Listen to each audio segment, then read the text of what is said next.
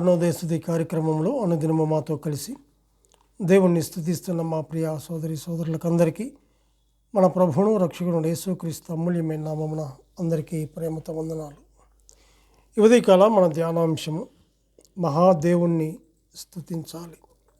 మహాదేవుణ్ణి స్తుతించాలి. పరిశుద్ధ గ్రంథమైన బైబిల్లో నుంచి నెహెమ్యా గ్రంథము 8వ అధ్యాయము 6వ వచనం చదువుకుందాం.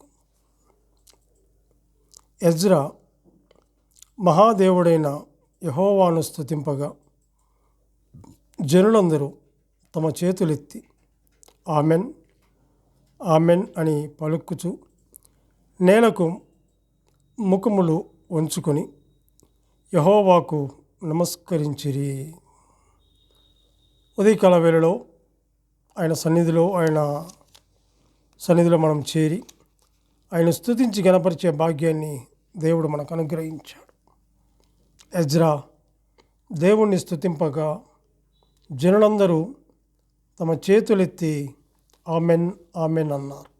చేతులెత్తి అనే మాట మనం గమనించినట్లయితే అది ప్రార్థనకు సూచనగా ఉంది. చేతులెత్తుట ప్రార్థనకు సూచనగా ఉంది. చెయ్యెత్తడం ప్రార్థనకు సూచనగా ఉంది. తమ ముఖములు నేల వైపు వంచుకొని యెహోవాకు నమస్కరించారు అని చెప్పి చూస్తున్నాం. అవును, ఎజ్రా ఎవరిని స్తుతిస్తున్నాడు అంటే మహాదేవుడైన యెహోవాను స్తుతిస్తుండగా అక్కడ ఉన్నటువంటి ఆ జనులు తమ చేతులెత్తి ఆమెన్ ఆమెన్ అని పలుకుచు నేలకు ముఖములు వంచుకొని యెహోవాకు నమస్కరించిరి అని చెప్పి చూస్తుంటున్నాం. అవును, మనము కూడా అలాగూ చేతులెత్తి ఆయనను స్తుతించవలసిన వారముగా మనం ఉంటున్నాం. అక్కడే గమనించినట్లయితే ఎజ్రా నెహెమ్యా గ్రంథము 8వ అధ్యాయం 6వ వచనంలో అక్కడ యెహోవాకు నమస్కరించిరి. ఎక్కడ నమస్కరించాలి? పరిశుద్ధాలయములో ఆయన సన్నిధిలో చేరి ఆయన వైపుకు చూస్తూ నమస్కరించాలి. ఎందుకంటే ఆయన స్తుతులకు పాత్రుడు, పూజనీయుడు, ప్రేమామయుడు కాబట్టి ఆయన మనము స్తుతించాలి. 134వ కీర్తనలో కూడా మనం గమనించినట్లయితే 134వ కీర్తన 2వ వచనంలో 134వ కీర్తన 2వ వచనంలో పరిశుద్ధ స్థలము వైపు మీ చేతులెత్తి యెహోవాను సన్నుతించుడి. ఎందుకంటే ఇక్కడ మనం గమనించినట్లయితే పరిశుద్ధ స్థలము వైపు మీ చేతులెత్తి యెహోవాను సన్నుతించుడి అంటే స్తుతించుడి అని చెప్పేసి. భూమి ఆకాశములు సృజించిన యెహోవా సియోన్లో నుండి నిన్ను ఆశీర్వదించునుగాక అని చెప్పి చూస్తుంటున్నాం. అక్కడ మొదటి వచనంలో కూడా చూస్తే యెహోవా సేవకులారా, యెహోవా మందిరంలో రాత్రి నిలుచుండు వారులారా, మీరందరూ యెహోవాను సన్నుతించుడి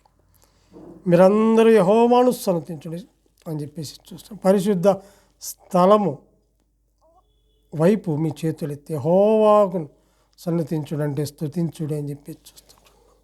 అలాగే విలాప వాక్యములు 3వ అధ్యాయము 41వ వచనంలో కూడా గమనిస్తే 3వ అధ్యాయము 41వ వచనంలో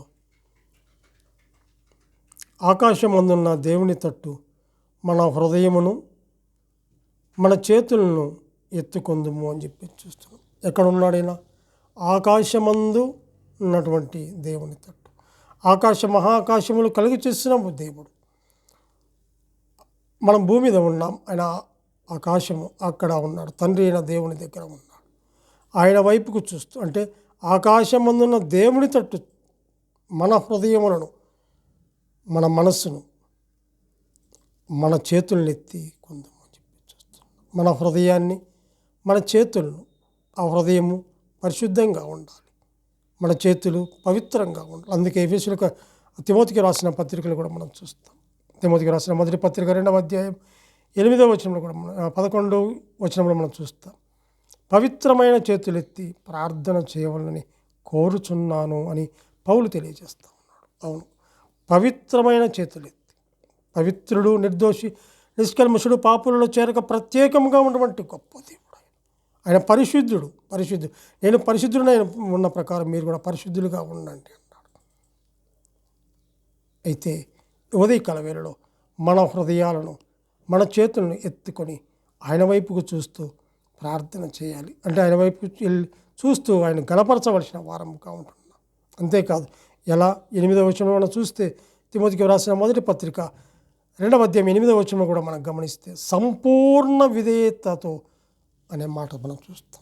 సంపూర్ణ విధేయత, పూర్ణ హృదయముతో మన పవిత్రమైన చేతులెత్తి ఆయన వైపుకు చూస్తూ ఆయన మనము స్తుతించవలసిన వారముగా ఉంటున్నాం.